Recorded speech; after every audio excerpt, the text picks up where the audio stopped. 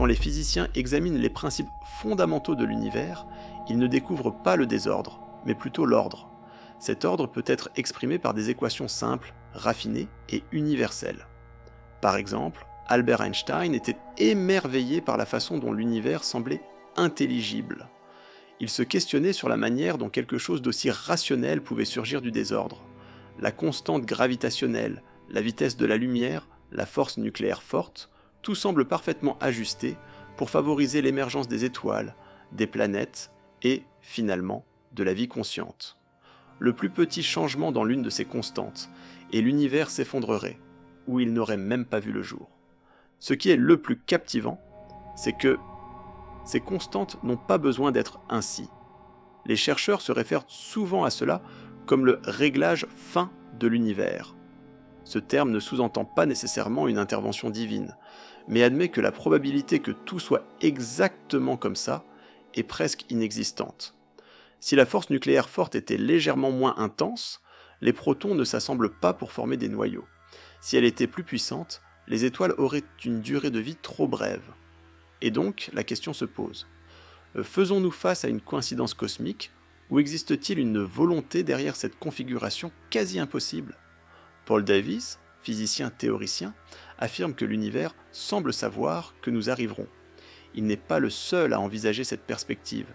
Le principe anthropique propose que l'univers est comme il est, parce que, s'il était différent, nous ne serions pas en mesure de l'observer. Cela semble être une réponse circulaire, et peut-être l'est-elle, mais cela soulève une question intéressante. Notre existence limite les possibilités observables de l'univers. Autrement dit, nous ne pouvons remettre en question la structure de l'univers que dans un univers où la vie est viable. Mais est-ce que cela constitue une explication adéquate ? Avec le temps, cette question a suscité une multitude de théories variées. Certaines évoquent un hasard extrême, comme le concept d'un multivers infini, où tous les types d'univers existent simultanément, et nous tombons simplement dans celui propice à la vie. D'autres envisagent l'existence d'une force organisatrice, qu'elle soit divine, cyclique ou computationnelle. L'élément commun à ces théories est leur tentative de contournement de la conclusion troublante, selon laquelle il pourrait exister un dessein inhérent à la physique elle-même. Ce débat aborde un sujet fondamental, notre quête de sens. Pourquoi y a-t-il quelque chose plutôt que rien du tout ? Pourquoi trouve-t-on de l'ordre, de la beauté, de la symétrie ? Pourquoi, parmi toutes les variantes possibles de la réalité, l'univers a-t-il décidé d'exister de cette manière, stable, compréhensible et, dans bien des aspects, remarquablement harmonieuse ? Il n'est pas étonnant que, pour plusieurs chercheurs, ce soit la question qui suscite le plus de controverses dans la cosmologie actuelle. Et peut-être que le plus étonnant, c'est que cette perfection n'est pas uniquement présente dans l'immensité des galaxies et des trous noirs. Elle se manifeste également dans les lois qui gouvernent l'invisible, le monde subatomique, où des particules s'agitent dans un balai de probabilités. Cet univers raffiné, de l'infiniment grand à l'infiniment petit, ne se limite pas à permettre notre existence. Il semble conçu pour se dévoiler progressivement devant nous. Et cela représente déjà un mystère digne d'une vie entière de contemplation. Envisager un univers où l'hydrogène ne fusionne pas en hélium, où le carbone n'est jamais synthétisé, et où les étoiles n'ont pas une durée de vie suffisante pour créer des éléments lourds. Dans de nombreux scénarios théoriques, la vie telle que nous la connaissons ne pourrait tout simplement pas exister. C'est ce que les scientifiques désignent comme sensibilité cosmique. Même de petites variations dans certaines constantes fondamentales pourraient changer radicalement tout. Et quand nous disons « petite », nous parlons de modifications à l'échelle d'une partie par milliard. Un léger changement, et l'univers pourrait devenir stérile, obscur ou chaotique.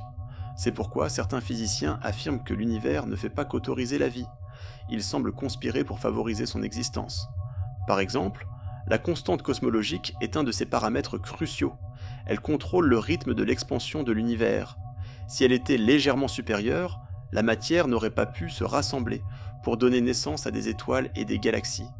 Tout aurait été dispersé dans un vide froid et stérile. Si elle était plus faible, l'univers se serait effondré sur lui-même peu après le Big Bang. L'équilibre est si précaire que les chercheurs en sont venus à le qualifier de miracle mathématique. Tout comme d'autres constantes, celle-ci ne possède pas de raison connue. elle existe tout simplement. Cependant, le fait qu'elle soit précisément à la valeur requise pour la vie continue de fasciner même les esprits les plus brillants. Un autre exemple est le rapport entre la masse du proton et celle de l'électron. Si ce rapport venait à changer, les liaisons chimiques subiraient des transformations radicales. Cela modifierait la manière dont les atomes se rassemblent, mettant en péril toute la chimie de notre univers, incluant évidemment la biochimie. La vie repose sur des interactions moléculaires extrêmement spécifiques. L'eau, l'ADN, les protéines. Tout découle d'équations qui reposent sur des proportions fixes entre les particules subatomiques. Si l'un de ces éléments fondamentaux venait à être modifié, tout l'édifice de notre existence humaine risquerait de s'effondrer. Par ailleurs, on retrouve la force gravitationnelle. Comparée aux autres forces fondamentales, son intensité est incroyablement faible, environ 10 puissance moins 38 fois plus faible que la force nucléaire forte. À première vue, cela pourrait sembler être une anomalie, mais c'est justement cette faiblesse qui confère aux étoiles une longévité suffisante pour engendrer des éléments et les disperser à travers l'univers.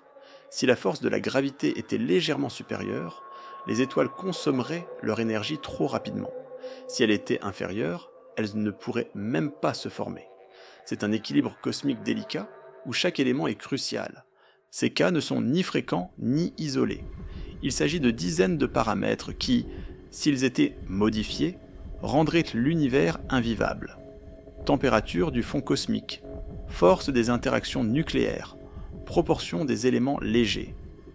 Tout semble réglé avec une harmonie improbable. L'astrophysicien Fred Hoyle, initialement sceptique quant à toute notion de création divine, a été dérouté en calculant la probabilité de formation du carbone dans les étoiles. Il a même déclaré « On dirait que quelqu'un a bidouillé les chiffres ». Cette vision a amené de nombreux chercheurs à proposer des théories telles que celle du multivers, un ensemble d'univers infinis avec des lois distinctes qui coexistent. Et nous serions simplement dans celui qui s'est bien déroulé. C'est une tentative d'éclaircir l'improbable sans faire appel à des objectifs finaux. Cependant, la question persiste. Pourquoi cet univers, avec ses lois, plutôt que d'autres ? Pourquoi l'univers apparaît-il non seulement possible, mais également idéal pour l'existence de la vie ? En fin de compte, lorsque nous contemplons l'univers à travers cette perspective, la trivialité de l'existence humaine s'estompe. Nous devenons le produit d'une série d'événements, de forces et de paramètres incroyablement précis. Peut-être que le plus grand mystère n'est pas notre présence ici, mais plutôt celle de tout ce qui existe. Et encore davantage, qu'elle soit agencée avec une telle subtilité, une telle rigueur mathématique, si parfaite. La gravité, telle une baguette magique invisible, dirige la symphonie cosmique avec des mouvements discrets mais implacables. Même si elle représente la force la plus faible parmi les interactions fondamentales, elle domine à l'échelle astronomique. Sans elle, l'univers serait un désordre de particules éparpillées. Avec elle, nous avons des étoiles, des planètes, des galaxies, et même notre propre existence. Son action est constante, patiente et précise. Depuis la première seconde suivant le Big Bang, la gravité a commencé à modeler le tissu de l'univers, tel un artiste qui sculpte lentement mais sûrement sans jamais manquer sa cible. Einstein nous a révélé que la gravité n'est pas simplement une force d'attraction, mais plutôt la distorsion de l'espace-temps. Imaginez un bowling sur une toile élastique. Il crée une déformation sur le tissu, attirant les objets plus petits par les ondulations générées. Cette idée a révolutionné notre compréhension du monde. La gravité est désormais considérée comme la structure fondamentale de l'univers, définissant la trajectoire des planètes, de la lumière et même du temps. Effectivement, le temps est également influencé par la gravité. Plus l'attraction gravitationnelle est forte, plus le temps s'écoule lentement. Ceci a été confirmé à travers des expériences, avec des horloges atomiques, et même avec des astronautes qui orbitent autour de notre planète. Cependant, ce qui est le plus étonnant, c'est combien la gravité doit être ajustée. Si sa force avait été un tant soit peu supérieure, l'univers aurait implosé peu de temps après le Big Bang. A l'inverse, s'il avait été légèrement moins fort, il se serait dilaté si rapidement que la matière n'aurait jamais pu se concentrer. C'est un équilibre d'une telle précision qu'on pourrait le qualifier d'absurde. C'est comme si on tirait une flèche depuis l'autre bout de l'univers et qu'on parvenait à toucher une cible d'1 centimètre. c'est ce que les cosmologistes désignent comme une condition initiale extrêmement ajustée. En outre, la gravité est un facteur crucial dans le processus de création des étoiles. C'est elle qui agit pour consolider les nuages de gaz interstellaires jusqu'à ce qu'une intense pression au centre déclenche la fusion nucléaire. Ce phénomène génère la lumière des étoiles et, par la suite, produit les éléments chimiques constituant tout ce qui nous entoure. En l'absence de gravité, le carbone présent dans votre corps, l'oxygène que vous inhalez et le calcium de vos os n'auraient jamais pu exister. Vous êtes littéralement composé de particules d'étoiles réunies par la gravité. Et ce n'est pas tout. La gravité est le facteur qui maintient les planètes sur leurs orbites, crée des régions propices à la vie et contrôle les conditions indispensables à l'existence de la vie. Par exemple, la position de notre Terre par rapport au Soleil est gouvernée par une danse gravitationnelle stable qui dure depuis des milliards d'années. Si cette force venait à être légèrement différente, il se pourrait que la Terre soit projetée dans l'espace intersidéral ou attirée vers le Soleil. Il en va de même pour la Lune, dont l'attraction gravitationnelle régule les marées, influence les cycles biologiques et stabilise l'axe de rotation terrestre.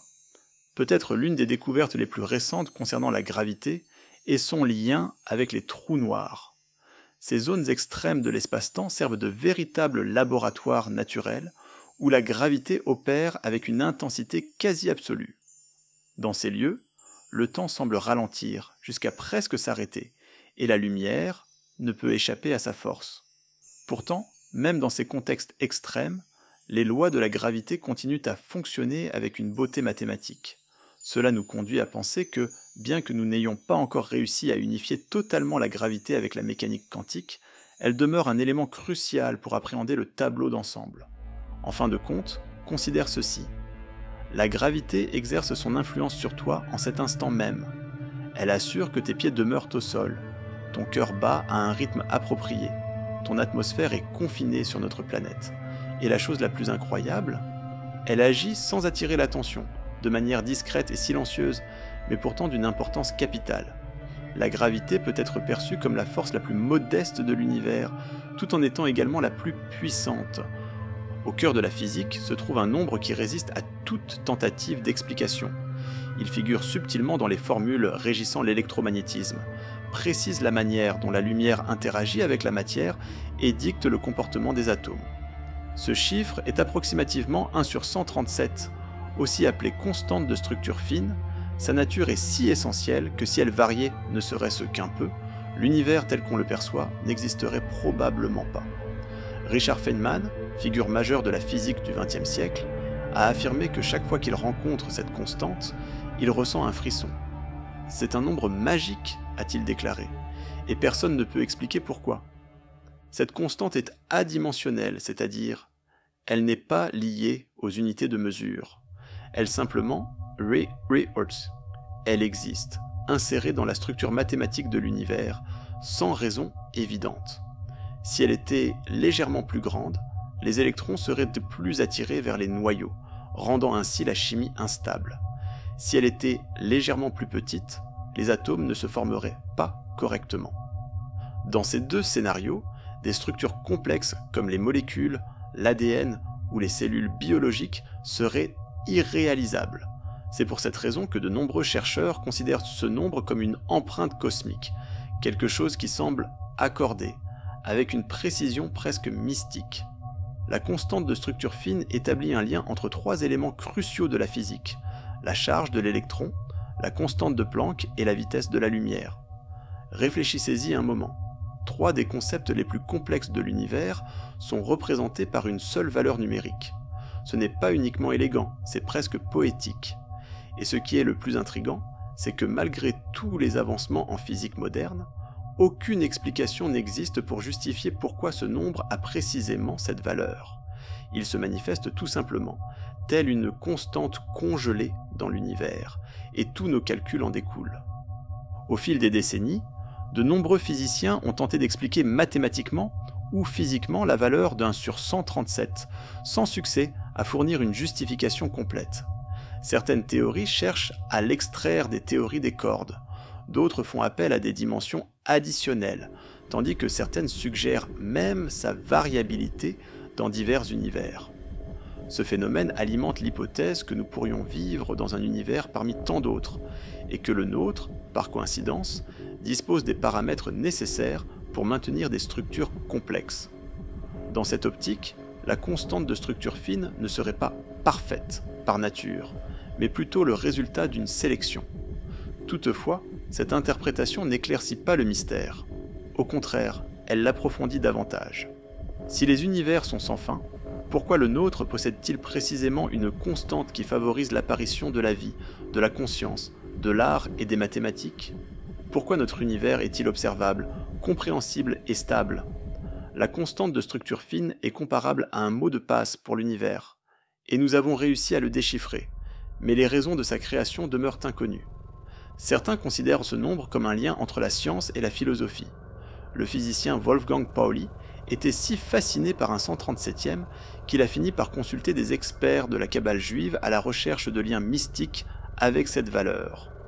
Pour lui, cette constante était un signe qu'un ordre caché existe dans l'univers, un ordre que nous pourrions ne jamais être en mesure de comprendre pleinement. Et effectivement, même pour les physiciens les plus sceptiques, cette constante sert de rappel qu'au-delà de chaque atome de réalité, il pourrait y avoir quelque chose d'encore plus profond que la physique elle-même. Le nombre de structures fines demeure une pièce essentielle et manquante du puzzle cosmique, un chiffre qu'il ne faut pas négliger, mais révérer, comme s'il était le souffle de l'univers, nous soufflant que, malgré tout notre savoir, nous ne faisons encore qu'effleurer la vérité. Et peut-être, dans ce chiffre apparemment anodin, se cache la clé secrète qui unit tout ce qui existe. Au départ, seuls les éléments les plus légers existaient, hydrogène et un peu d'hélium, créés dans les premières minutes suivant le Big Bang. L'univers naissant était chaud, dense et simple. Il n'y avait pas de carbone, d'oxygène, de fer ou de tout autre élément nécessaire à la formation de planètes, d'océans ou d'organismes vivants. Tout cela viendrait plus tard, à l'intérieur d'étoiles gigantesques. Ce que peut-être peu de personnes réalisent, c'est que cette évolution élémentaire reposait sur une synchronisation si précise qu'en cas de déviation quelconque de cette chorégraphie atomique, l'univers serait un désert stérile de particules. Le carbone, par exemple, est l'une des merveilles chimiques de l'univers. En plus d'être le fondement de toute vie, sa création dépend d'une série de réactions précises. Le carbone se forme uniquement à l'intérieur des étoiles, grâce à une combinaison rare de circonstances connue sous le nom de résonance triplée de l'hélium. Cette réaction nécessite des niveaux d'énergie très spécifiques, et si la force nucléaire forte variait légèrement, ce processus ne se produirait pas du tout. En l'absence de carbone, il n'y aurait pas de protéines, pas d'ADN et pas de cellules. Ce qui est encore plus stupéfiant, c'est que la nature a réussi à obtenir cette formule avec une précision impressionnante. Outre le carbone, l'oxygène est également présent, et découle du même processus de réaction nucléaire. Étonnamment, si la production de carbone était davantage efficace, elle finirait par absorber trop de protons, empêchant ainsi la formation d'oxygène en quantité suffisante. Autrement dit, l'équilibre entre les éléments est si délicat qu'il semble presque irréalisable que tout soit si harmonieusement agencé. Cette harmonie atomique, où chaque élément se trouve à une abondance précise, non seulement favorise l'existence de la vie, mais rend aussi possible la vaste diversité chimique de l'univers. Cette danse ne s'est pas limitée aux étoiles. Lorsque ces géants se transforment en supernovae, ils dispersent ces éléments dans l'espace, où ils se combinent pour donner naissance à de nouvelles générations d'étoiles et de planètes. C'est la raison pour laquelle le fer présent dans votre sang, le calcium contenu dans vos os, et même l'or d'une alliance sont des résidus d'étoiles disparus depuis des milliards d'années. L'univers a continuellement recyclé ses propres composants au fil de cycles successifs, tel un orchestre interprétant une symphonie cosmique avec une précision infinie. Et tout a débuté avec de simples atomes dansant sous l'effet de la gravité et de la chaleur. Il est crucial de garder à l'esprit que, même après des milliards d'années de fusion nucléaire, seule une infime partie des éléments s'est formée. Cela met en évidence la rareté et la valeur du monde matériel qui nous entoure. Chaque élément a un rôle précis et une trajectoire distincte. Le phosphore présent dans notre ADN, le zinc qui contrôle notre métabolisme, le silicium de nos ordinateurs. Tout cela découle de cette alchimie stellaire. La vie est une merveille de la chimie, mais avant d'être vie, elle était poussière, car il savait danser. Lorsque nous observons le tableau périodique, nous percevons bien plus qu'une simple disposition d'éléments. C'est l'histoire de la création qui se déploie sous nos yeux. Chaque numéro, chaque masse atomique représente une trace de l'univers en constante mutation. Les chimistes désignent cela comme abondance cosmique, et cette dernière n'est pas répartie de manière aléatoire. Il y a une logique, un avancement, une intelligence silencieuse qui façonne la matière. Pas nécessairement un esprit, mais un motif. Et ces motifs, dans l'univers, sont des indicateurs qu'une force supérieure est à l'action. Ce mouvement ne cesse de se poursuivre, au sein de chaque cellule vivante, chaque flamme qui scintille, chaque souffle d'air. La chimie de l'univers n'est pas figée, elle vibre. Et elle vibre avec un rythme si raffiné que nombreux sont ceux qui se questionnent. Est-ce simplement le fruit du hasard ou une composition orchestrée avec soin ? À ce jour, cette question demeure sans réponse. Toutefois, le ballet des éléments persiste et nous en sommes des acteurs, observateurs, mais également interprètes. Si l'on pouvait faire un saut dans le temps pour être témoin de la formation d'une étoile, on observerait un phénomène qui se déroule lentement et en silence, semblable à une gestation cosmique. Cependant, la conclusion de ce périple est loin d'être paisible. Une fois épuisé leur carburant nucléaire, ces étoiles s'effondrent sur elles-mêmes, puis détonent avec une force inégalée, la supernova. Dans cet instant violent, qui n'est qu'un bref instant, émerge presque tout ce que tu connais. C'est dans cette matrice tumultueuse que l'univers produit les éléments les plus lourds du tableau périodique. Le fer qui circule dans ses veines, l'iode qui régule son métabolisme et l'or de son anneau, tout cela a été formé à la suite d'une supernova. Lors de ces explosions, la pression et la chaleur atteignent des niveaux si extrêmes que les réactions de fusion nucléaire se poursuivent même après le décès de l'étoile. Ce mécanisme, désigné sous le nom de nucléosynthèse, est à l'origine de la distribution des éléments dans l'espace interstellaire. Si ce n'était pas pour les supernovas, notre univers serait uniquement constitué d'hydrogène et d'hélium, et la vie complexe serait totalement irréalisable. Cependant, l'importance des supernovas dépasse le domaine de la chimie. Elles sont aussi à l'origine de la formation de nouvelles étoiles, en pressant les nuages de gaz environnants avec leurs ondes de choc. Elles symbolisent à la fois la conclusion d'une phase et l'ouverture d'une autre. Un cycle infini de mort et de renaissance qui sculpte des galaxies entières. Chaque étoile qui se termine avec fracas disperse dans l'univers les éléments constitutifs de futurs systèmes planétaires, comprenant des planètes, des océans et, peut-être, des formes de vie qui observeront également le ciel et poseront des questions. En outre, les supernovas génèrent des radiations et des particules qui ont un impact sur la biologie de la Terre. Des indications suggèrent qu'une supernova voisine, survenue il y a des millions d'années, a pu influencer l'atmosphère terrestre et engendrer d'importants changements environnementaux. Ceci démontre que nous sommes liés au cosmos d'une manière qui dépasse notre compréhension actuelle. L'univers n'est pas simplement le cadre dans lequel se déroule la vie, il est également acteur de son scénario. Le paradoxe de cette dynamique est que, de la destruction, découle la complexité. Le chaos apparent de l'explosion se révèle en réalité être un processus organisé, régi par des lois spécifiques et menant à des résultats structurés. C'est comme si l'univers avait incorporé dans sa propre extinction le mode d'emploi pour recommencer. Ce cycle se perpétue pendant des milliards d'années, jusqu'à engendrer des galaxies telles que la nôtre, des étoiles telles que notre Soleil, et des planètes semblables à notre Terre.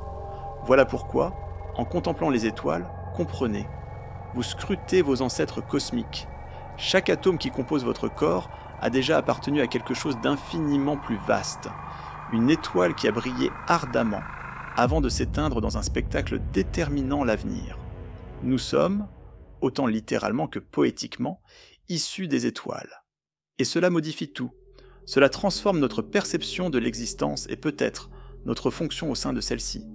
As-tu déjà réfléchi à pourquoi l'eau est si essentielle à la vie sur Terre ? Pourquoi ne résidons-nous pas dans une mer de méthane ou d'ammoniac ? Bien que la réponse puisse paraître simple, elle dissimule l'un des plus grands secrets de la biologie et de la physique. L'eau n'est pas simplement omniprésente, elle semble presque miraculeuse. Ses caractéristiques chimiques sont si exceptionnelles que beaucoup de chercheurs estiment que sans eau, l'idée même de la vie, comme nous l'avons connue, serait peut-être irréalisable. Tout d'abord, l'eau possède une capacité thermique spécifique extrêmement élevée. Cela implique qu'elle peut conserver la chaleur sans que sa température se modifie de manière significative. Grâce à cette propriété, les océans, les lacs et même notre sang agissent comme des régulateurs thermiques, préservant des conditions constantes malgré les variations drastiques de l'environnement extérieur. Ce phénomène est vital pour la survie. En l'absence de cette stabilité, des structures complexes comme les protéines ou même l'ADN seraient facilement affectées. Un autre aspect captivant, l'eau est l'une des rares substances dont l'état solide, la glace, a une densité inférieure à celui de sa forme liquide. Par conséquent, la glace flotte. Cela peut paraître insignifiant, mais ce phénomène simple empêche les océans et les rivières de geler intégralement, préservant ainsi la vie aquatique durant les hivers rigoureux. C'est comme si la physique elle-même avait mis en place un bouclier protecteur pour les écosystèmes aquatiques. Par ailleurs, la composition moléculaire de l'eau lui confère la capacité d'être un solvant universel. Elle a la faculté de dissoudre une quantité plus importante de substances que tout autre fluide connu. Ceci crée le cadre idéal pour que se produisent les réactions chimiques vitales. Les molécules peuvent efficacement interagir, se rencontrer et se modifier. En l'absence de cette propriété de solvant, les mécanismes biochimiques ne surviendraient pas à une ampleur suffisante pour maintenir la vie. L'eau possède également une tension de surface peu commune. Par exemple, cela permet à certains insectes de se déplacer sur sa surface et à l'eau de s'élever par capillarité, aussi bien dans les plantes que dans les êtres vivants. Ce phénomène est crucial pour l'irrigation naturelle de la planète et le transport des nutriments chez les organismes vivants.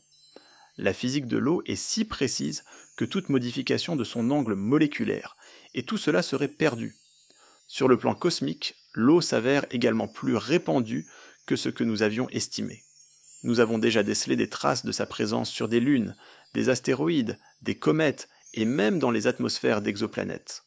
Cela laisse à penser que les conditions propices à la vie ne sont peut-être pas aussi spécifiques qu'on le croyait.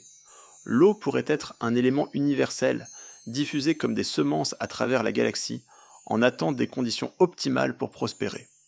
Il est peut-être le plus frappant de constater que l'eau, une molécule si simple, uniquement 2 atomes d'hydrogène associés à un atome d'oxygène, détient des caractéristiques qui vont à l'encontre des statistiques. On pourrait presque penser que cette molécule a été spécialement façonnée pour être l'écrin de la vie. Il ne serait pas excessif de déclarer que, s'il y a quelque chose dans cet univers qui semble intentionnel, c'est bien l'eau. Et c'est probablement pour cette raison qu'à chaque fois que les scientifiques explorent la possibilité de vie ailleurs, leur première interrogation est « Existe-t-il de l'eau là-bas » La Terre se trouve à environ 150 millions de kilomètres du Soleil. Cette distance est si précise qu'elle favorise la présence d'eau sous forme liquide, indispensable à la vie. On appelle cette région zone habitable, ou, pour le plaisir des mots, la zone des 3 ours, où les températures ne sont ni excessivement chaudes, ni trop froides. L'aspect intrigant de la situation est que si nous étions juste 5% plus près ou plus loin du Soleil, l'équilibre thermique terrestre serait profondément modifié. Mais s'agit-il simplement d'une heureuse coïncidence ? Cette position ne régule pas uniquement la température, mais impacte aussi la composition atmosphérique, l'intensité du rayonnement solaire, les cycles climatiques et même la stabilité des océans. C'est un point d'équilibre où convergent de manière extrêmement précise des facteurs astronomiques, physiques et chimiques. La nature légèrement elliptique de l'orbite terrestre contribue à une distribution uniforme de l'énergie solaire au cours de l'année. Et cela rend réalisable quelque chose de rare dans l'univers, la continuité de la vie sur des milliards d'années. En outre, l'inclinaison de la Terre d'environ 23,5 degrés crée les saisons, assure la stabilité climatique et favorise un cycle écologique dynamique. Cette inclinaison est maintenue en grande partie grâce à la Lune, qui sert de stabilisateur cosmique. et c'est à ce stade que nous faisons face à une série de variables. La localisation de la planète, son ampleur, sa constitution, son satellite naturel, tous ces éléments travaillent de concert pour nous placer précisément là où nous devons être. Est-il réellement possible que tant d'engrenages aient été parfaitement synchronisés par le hasard ? Il existe des scientifiques qui affirment qu'étant donné le nombre incalculable d'étoiles et de planètes, il serait logique qu'au moins l'une d'elles se situe précisément dans la zone habitable. Cependant, même ce raisonnement est confronté à des probabilités quasi impossibles. Le nombre de facteurs en jeu est tellement considérable que, pour une grande majorité, la perspective que tout cela arrive par chance est comparable au fait de lancer une pièce de monnaie 100 fois et qu'elle tombe systématiquement sur pile. On suggère peut-être qu'il y a encore de nombreuses autres planètes similaires à la nôtre, encore non explorées, qui pourraient réduire l'improbabilité associée à la Terre. Cependant, jusqu'à maintenant, aucune autre planète n'a démontré une stabilité, un équilibre et une fertilité comparables à ceux de la nôtre. Et avec chaque trouvaille, la particularité de la Terre se fait de plus en plus manifeste. C'est comme si nous avions gagné à une loterie intergalactique, avec des milliers de numéros gagnants simultanément. Qu'il s'agisse de hasard, d'un projet ou d'un équilibre naturel naissant, une chose est indéniable. Nous existons à un endroit privilégié de l'univers, et cette réalité modifie notre vision de tout. Nous voguons sur ce minuscule point bleu, idéalement situé face à une étoile qui nous réchauffe juste assez. Il se pourrait que l'univers soit immense et indifférent. Cependant ici, dans ce petit bout d'espace, il semble avoir chuchoté « que la vie prospère ». La Lune, bien que souvent perçue comme une simple décoration nocturne, joue un rôle crucial sur Terre, dépassant de loin l'aspect esthétique. Sans sa présence, la vie telle que nous la connaissons pourrait ne jamais avoir vu le jour. La Lune contribue à la stabilisation de l'axe de rotation terrestre, assurant ainsi une stabilité climatique sur des milliers d'années. En l'absence de cette stabilité, les inversions polaires pourraient se produire régulièrement, entraînant des modifications climatiques soudaines défavorables à l'existence d'une vie complexe. Le rôle de la Lune va au-delà de cela. Ces marées, générées par l'attraction gravitationnelle qu'elle exerce sur les océans, engendrent des cycles vitaux pour l'équilibre écologique marin et côtier. Plusieurs scientifiques estiment que c'est dans ces milieux transitoires, à mi-chemin entre l'eau et la terre, que la vie a évolué depuis les océans vers le continent. Les marées ne déplacent pas simplement les nutriments, elles génèrent aussi des zones temporaires qui forcent les organismes à s'adapter à des environnements changeants. Cette pression évolutive a été déterminante. On constate toujours une influence de la Lune sur le comportement reproductif de diverses espèces. De nombreux animaux continuent d'observer les cycles lunaires pour se reproduire ou migrer. Même chez l'homme, dans plusieurs traditions, un lien persiste avec la Lune, que ce soit en matière d'agriculture, de cycles menstruels, de célébrations religieuses ou même d'humeurs changeantes. Cette relation dépasse le cadre physique, elle est également culturelle, symbolique et ancestrale. Il ne faut pas négliger la coïncidence la plus incroyable qui soit. Le Soleil est approximativement 400 fois plus grand que la Lune, tout en étant également 400 fois plus éloigné de notre planète Terre. Cela fait qu'ils apparaissent de la même taille dans le ciel, une particularité qui permet d'observer des éclipses solaires parfaites. Cette coïncidence est si improbable que beaucoup la décrivent comme un accident cosmique élégant.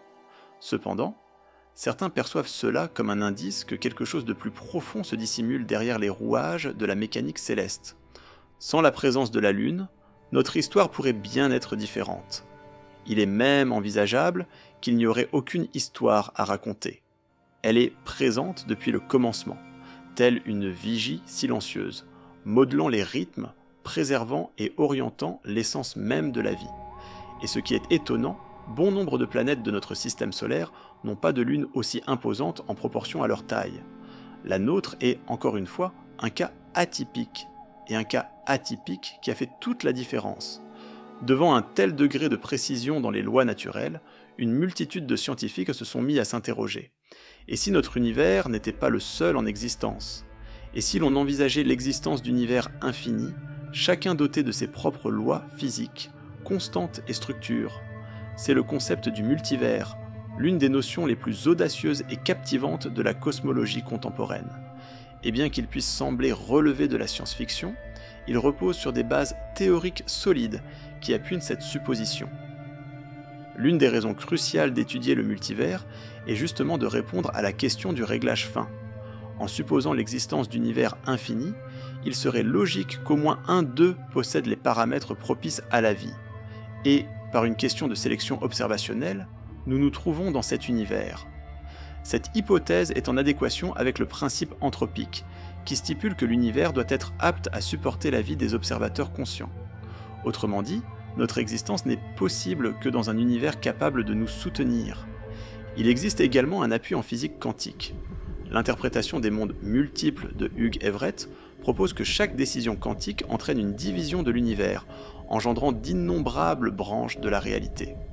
Dans l'un d'eux, tu as choisi de lire ce script. Dans l'autre, tu as opté pour une autre option. Ces univers parallèles pourraient coexister, mais sans interaction directe, semblable à des ondes radio superposées. Si cette interprétation se révèle juste, nous habitons un océan de réalités alternatives. Le modèle cosmologique de l'inflation envisage que diverses bulles d'univers pourraient se créer au sein d'un vaste espace en expansion, chacune avec ses propres lois physiques. Notre univers pourrait simplement être l'une de ces bulles. Cette théorie, non seulement raffinée, pourrait offrir une explication à la singularité de notre univers, il serait un parmi tant d'autres, et nous serions précisément situés dans celui qui fonctionne. Effectivement, le concept du multivers reste hypothétique et ardu à démontrer. À ce jour, aucune preuve tangible de sa réalité n'a été apportée. Toutefois, cette théorie a pris de l'ampleur car, de manière paradoxale, elle rend la nécessité d'un réglage fin moins extraordinaire. S'il existe un grand nombre d'univers, l'idée qu'un seul d'entre eux soit parfait ne semble pas si surprenante. Ce qui semblerait bizarre, c'est s'il n'y avait qu'un seul univers, et qu'il soit précisément ce qui rend la vie possible. La question, par conséquent, se transforme. Préfère-t-on embrasser l'incertitude totale dans une seule réalité, ou opte-t-on pour un univers sans fin, où tout, réellement tout, peut arriver ? La réponse pourrait révéler davantage sur notre psyché que sur l'univers en question. Toutefois, une chose est sûre, plus nous déchiffrons le cosmos, plus il semble contredire notre imagination. Et ce n'est que le commencement. En physique moderne, une notion aussi audacieuse que dérangeante émerge, et si l'univers avait été conçu pour nous permettre de l'observer, plutôt que d'exister par pur hasard ? C'est ce qu'on nomme le principe anthropique, dont l'interprétation peut varier. La version faible soutient que nous ne pouvons percevoir qu'un univers propice à notre existence, une tautologie logique. La version forte postule une idée plus dérangeante, que l'univers semble d'une certaine façon calibré pour engendrer de la vie consciente. Ce concept se renforce lorsqu'on examine l'ajustement précis des constantes physiques, l'harmonisation des lois naturelles et la complexité de la chimie du vivant. Tout semble concourir à l'apparition de la conscience. Mais est-ce que l'univers savait qu'on serait inclus en lui ? Ou bien sommes-nous en train d'attribuer un sens à quelque chose qui, en vérité, est incertain ? Il s'agit de l'un des débats les plus vifs entre physiciens et philosophes. Il y en a qui avancent que le principe anthropique est une sorte de réflexion. Il ne donne pas de réponse à l'interrogation du pourquoi de l'univers tel qu'il est, mais il fournit une explication sur la raison de notre présence dans cet univers plutôt qu'un autre. Néanmoins, certains vont plus loin. Si la conscience n'était pas simplement un hasard, mais une finalité, selon certaines théories, dont celle du physicien John Wheeler, l'univers nécessite la présence d'observateurs pour provoquer l'effondrement de sa propre fonction d'onde. En d'autres termes, il ne se manifeste pleinement que lorsqu'il est observé. Cette supposition suscite des interrogations quasi métaphysiques. Si la réalité est tributaire de l'observation, la présence de conscience consciente s'avère être un élément crucial dans le mécanisme de l'univers. En ce sens, celui-ci ne serait pas uniquement un théâtre pour la vie, il pourrait être, d'une certaine façon, complice de celle-ci. Le concept anthropique suscite aussi des réponses émotionnelles. Pour certains, il est apaisant de penser que nous faisons partie d'un dessein plus vaste. D'autres y voient une manifestation d'arrogance humaine, tentant de se positionner comme le centre de l'univers. Toutefois, la réalité est que, qu'on l'accepte ou non, nous sommes les seules entités identifiées à même de s'interroger sur l'univers. et cela représente déjà un exploit remarquable en soi, il se pourrait qu'au final, le principe anthropique ne nous explique pas la raison de notre présence ici, mais souligne l'importance de notre existence. Il y a peut-être quelque chose d'unique dans la conscience, quelque chose qui métamorphose l'univers d'une collection d'atomes aléatoires en une expérience vécue, observée et ressentie. As-tu observé la manière dont l'univers semble orchestrer un équilibre parfait entre deux forces contraires ? D'une part, il y a le désordre, les explosions, l'entropie, les collisions, les mutations. D'autre part, il y a l'ordre, les lois physiques invariables, les symétries, les motifs. Cette dichotomie est ce qui assure le mouvement du cosmos tout en préservant sa structure. En l'absence de chaos, il n'y aurait pas de changement, et sans ordre, il n'existerait pas de permanence. Le plus incroyable, c'est que la vie émerge comme un résultat inattendu de l'équilibre entre ces deux forces. Le désordre engendre la désorganisation et l'effondrement. Toutefois, c'est précisément dans le désarroi que de nouvelles opportunités émergent. Prenons l'ADN. Son évolution dépend des mutations, qui sont intrinsèquement chaotiques. Les étoiles doivent exploser, un phénomène violent, pour donner naissance aux éléments constitutifs de la vie. L'ordre est ce qui maintient les systèmes, assure la cohésion des atomes, la rotation des planètes et le bon fonctionnement des réactions chimiques. Cette dynamique entre chaos et structure est à l'origine de la complexité. Selon le physicien Ilya Prigogine, les systèmes qui sont loin de l'équilibre, tels que la vie, progressent en formant des îlots d'ordre au milieu du chaos. Ainsi, nous sommes des structures extrêmement bien ordonnées qui se sustentent grâce à la désorganisation présente autour de nous. Nous inhalons de l'oxygène, nous consommons de l'énergie et nous expulsons de l'entropie. Malgré tout, nous préservons notre forme, notre conscience et notre structure. Cela soulève la question, pourquoi l'univers laisse-t-il place à l'émergence de l'ordre à partir du chaos ? N'est-il pas plus envisageable que tout tombe progressivement dans l'entropie maximale, conformément à ce que prévoit la seconde loi de la thermodynamique ? C'est possible. Cependant, pour une raison qui m'échappe, il subsiste de petites défaillances, comme si l'univers avait prévu des intervalles d'exception où la complexité pouvait se développer. Cette danse entre l'ordre et le désordre se manifeste partout, dans les schémas des galaxies, les réactions biologiques, les dynamiques sociétales. Et peut-être que c'est au cœur de cette tension créatrice que réside l'essence même de l'univers. Un équilibre délicat, mais productif. Et nous en sommes précisément le noyau.